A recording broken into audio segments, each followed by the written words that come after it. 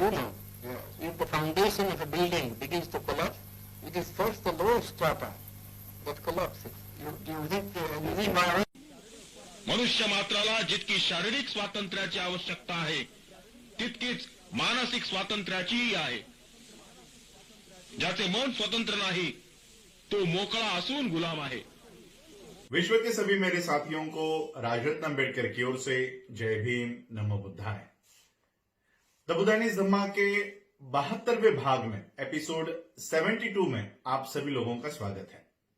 हम लोग द बुद्धाइज धम्मा के बुक 4 का अध्ययन कर रहे हैं. बुक 4 का टाइटल है रिलीजन एंड धम्म, धर्म और धम्म. और इस बुक 4 के पार्ट 1 का हम लोग अध्ययन कर रहे हैं. पार्ट 1 का भी वही शीर्षक है, धर्म और धम्म. और इस पार्ट 1 के आज हम आखिरी चैप्टर का अध्ययन करने जा रहे हैं. आखिरी चैप्टर पार्ट 6 का जो शीर्षक है वो शीर्षक है कि केवल नैतिकता काफी नहीं है. नैतिकता ये पवित्र और सार्वभौमिक यानी विश्वव्यापी होनी चाहिए.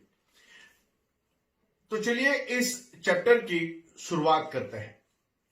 डॉक्टर बाबा साहब अंबेडकर लिखते हैं कि कोई चीज ये पवित्र या पूजनीय, सैक्रेड कब होती है, कोई चीज पवित्र या पूजनीय क्यों होती है.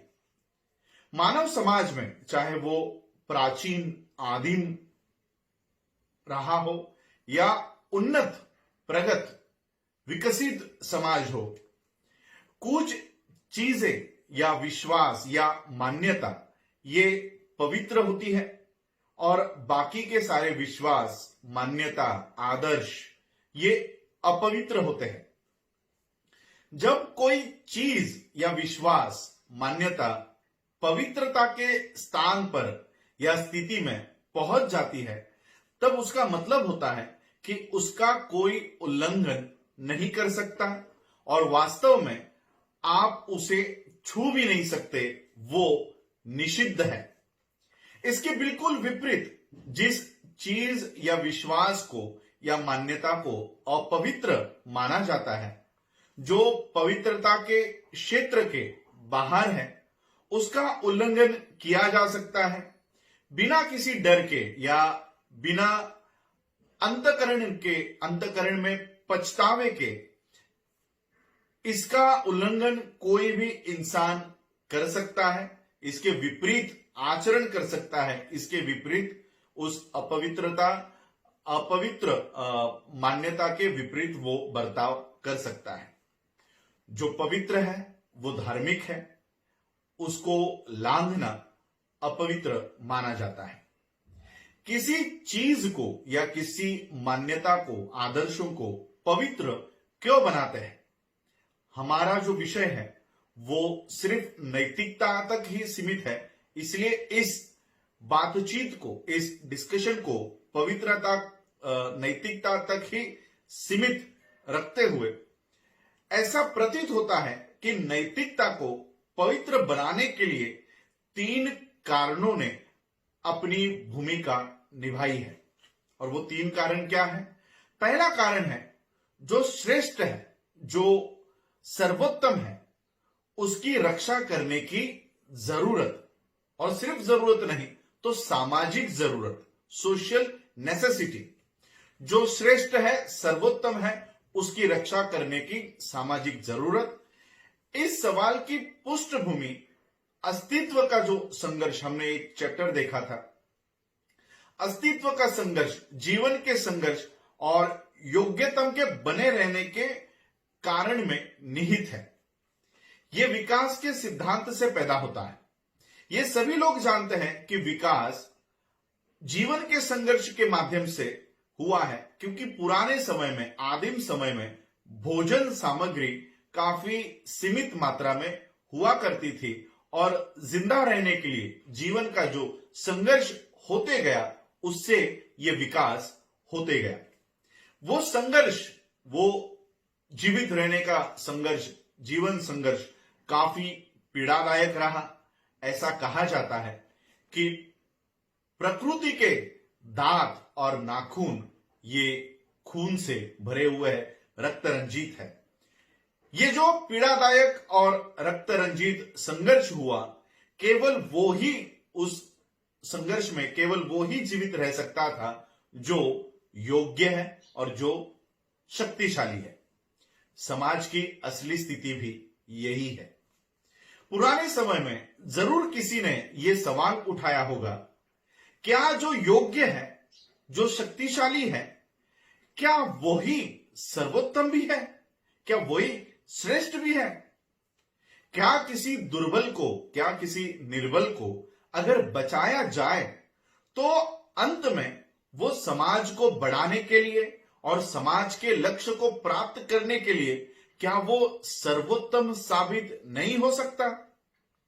उस समय की तात्कालीन समाज व्यवस्था ने ऐसा लगता है कि इसका जवाब हां में दिया है, सकारात्मक इसका जवाब दिया होगा। अब सवाल यह उठता है कि जो दुर्बल है, जो निर्बल है, उसको बचाने का क्या तरीका होना चाहिए? इसका एक ही तरीका उस समय जो था वो ये था कि जो सबसे शक्तिशाली है और जो योग्य है उस पर नियंत्रण लाना, उस पर नियंत्रण लगाना, इसके अलावा और कोई भी पर्याय उपलब्ध नहीं था। इसी में नैतिकता का उगम है और नैतिकता की जरूरत इसी कारण में निहित है। इस नैतिकता को पवित्र भी होना चाहिए, केवल नैतिक होकर चलेगा नहीं, उस नैतिकता को पवित्र होना होगा, क्योंकि मूल रूप से ये उस शक्तिशाली और योग्यतम इंसान पर नियंत्रण रखता है। यह नैतिकता शक्तिशाली और योग्य व्यक्ति पर नियंत्रण रखता है और इसीलिए इस नैतिकता को पवित्र होना होगा। अगर यह नैतिकता पवित्र नहीं होती तो इसके बहुत गंभीर परिणाम हो सकते हैं। पहला, जब नैतिकता सामाजिक रूप ग्रहण करती है तब वो समाज द्रोह बन जाती है। अगर नैतिकता पवित्र नहीं होती और जब वो समाज में एक्सेप्ट हो जाती है, समाज में सामाजिक रूप ग्रहण कर लेती है, तब वो समाज द्रोह निर्माण कर सकती है। ऐसा नहीं है कि चोरों में नैतिकता नहीं होती, व्यापारियों में भी नैतिकता होती है। एक जाति के समूह के लोगों में, गुटों में भी नैतिकता होती है, और तो और लुटेरों में भी, लुटेरों के गिरोहों में भी नैतिकता होती ही है। लेकिन ऐसी नैतिकता एकांत और पृथक भाव से संबंधित है। सिर्फ अपने ही लोगों तक, सिर्फ अपने ही गुटों में, सिर्फ अपने ही वर्गों के लिए यह नैतिकता सीमित है। यह नैतिकता विशिष्ट समूह के हितों के रक्षा के लिए होती है और इसीलिए यह समाज द्रोही या असामाजिक बन जाती है। यह वो एकांत और पृथक भाव ही है जो नैतिकता को असामाजिक या समाज द्रोही बनाती है। यहां तक जो किसी विशिष्ट समुदाय के लिए, समूह के लिए काम करते हैं या उनके हितों की रक्षा करते हैं, ऐसी नैतिकता भी समाजद्रोही होती है। इसका परिणाम यह हुआ कि अलग अलग समूहों को संगठित करना असंभव हो गया। अगर समाज इसी तरह से असामाजिक या समाजद्रोही गुटों में बटा रहा तो वो हमेशा बिखरा हुआ और असंगठित ही रहेगा। एक बिखरे हुए और असंगठित समाज को हमेशा विभिन्न अलग अलग आदर्शों और मापदंडों का खतरा बना रहेगा, और जहां पर समान आदर्श और समान मापदंड नहीं होते, उस समाज में सामंजस्यपूर्ण एकता नहीं होती। और जहां पर ऐसे अलग अलग आदर्श और मापदंड होते हैं, वहां किसी इंसान के मन को स्थिरता प्राप्त नहीं होती। स्थिरता प्राप्त करने में बड़ी कठिनाइयां पैदा होती है। जो समाज अपने तर्क और समान दावे के बावजूद किसी एक गुट को, किसी एक समुदाय को दूसरे के ऊपर सर्वोच्च स्थान देता है, वहां संघर्ष पैदा हो जाता है। इस संघर्ष को खत्म करने का एक ही तरीका है, सभी लोगों के लिए नैतिकता के समान नियम जो पवित्र होने चाहिए, ऐसे नियमों को बनाना होगा। यानी नैतिकता के नियम वो भी पवित्र होने चाहिए।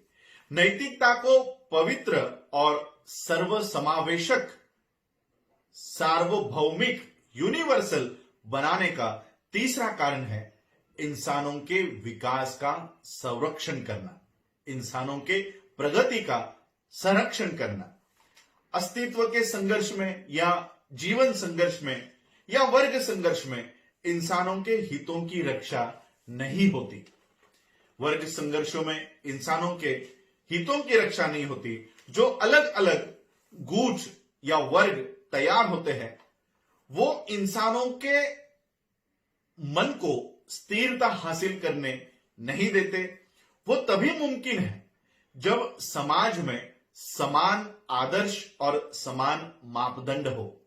अलग अलग गुट इंसानों के विचारों को पथभ्रष्ट कर देता है और ऐसे दिमाग विकृत होते हैं जो एकता निर्माण करने नहीं देते। दूसरा, जो अलग गुट या वर्ग तैयार होता है, वो भेदभावों को पैदा करता है और वहां पर न्याय नहीं होता।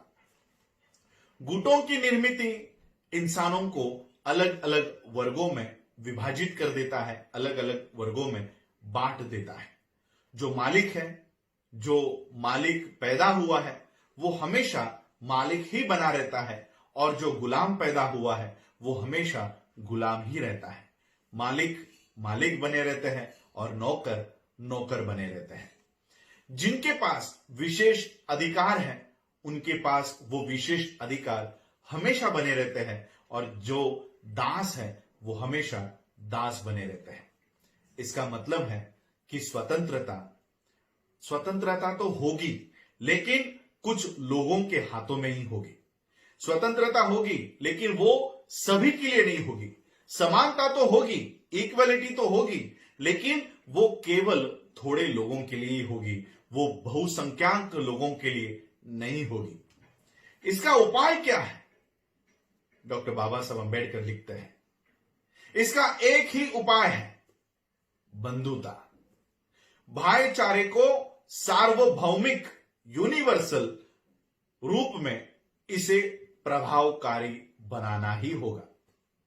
बंधुत्व की भावना को, भाईचारे को सार्वभौमिक रूप से प्रभावशाली इसको बनाना होगा। बंधुत्व क्या होता है? ये भाईचारे का ही दूसरा नाम है और ये नैतिकता का ही अन्य नाम है, दूसरा नाम है। इसलिए तथागत बुद्ध ने इसका प्रचार किया कि धम्म ही नैतिकता है और जैसे धम्म पवित्र है, उसी तरह से नैतिकता को भी पवित्र होना ही होगा। और यही डॉक्टर बाबा साहब अंबेडकर लिखते हैं कि केवल नैतिकता होकर, इंसानों में नैतिकता होकर नहीं चलेगा। वो नैतिकता पवित्र भी होनी चाहिए, वो नैतिकता सार्वभौमिक होनी चाहिए। यही था आज का चैप्टर। आज आप लोगों ने मुझे सुना, उसके लिए आप सभी लोगों का आभार, धन्यवाद। जय भीम, जय भारत, जय बुद्ध।